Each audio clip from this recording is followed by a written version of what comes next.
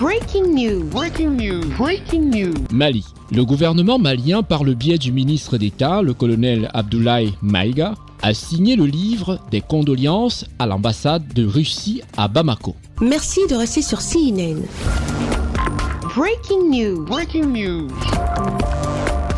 Au nom de son Excellence le colonel Assimi Goïta, président de la transition, chef de l'État, du gouvernement et du peuple malien, le colonel Abdoulaye Maïga, ministre d'État, ministre de l'administration territoriale et de la décentralisation, porte-parole du gouvernement, accompagné de son Excellence M. Abdoulaye Diop, ministre des Affaires étrangères et de la coopération internationale, a signé le lundi 25 mars 2024 à l'ambassade de la Fédération de Russie à Bamako le livre de condoléances suite à l'attaque terroriste perpétrée à Moscou, au centre Krokus City, le vendredi 22 mars 2024.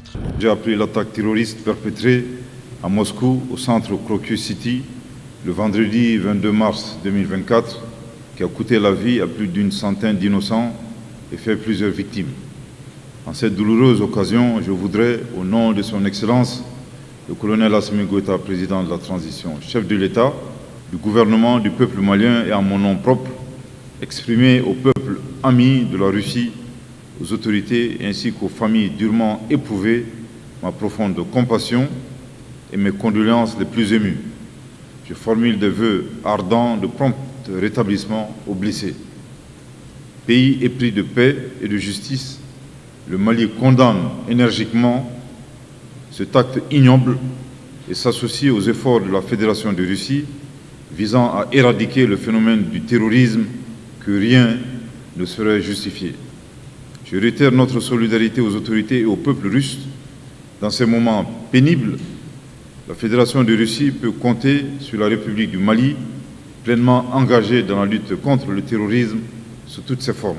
Pour sa part, l'ambassadeur de Russie à Bamako a remercié le gouvernement et le peuple malien pour sa compassion à l'attention du peuple russe. Nous remercions beaucoup nos amis maliens que vous êtes touchés par cet attentat ignoble. Et merci beaucoup d'être arrivé ici. Je voudrais aussi vous informer que les condoléances que Son Excellence M. Assimi Goïta a adressées à Son Excellence M. Vladimir Poutine ont été déjà envoyées à Moscou.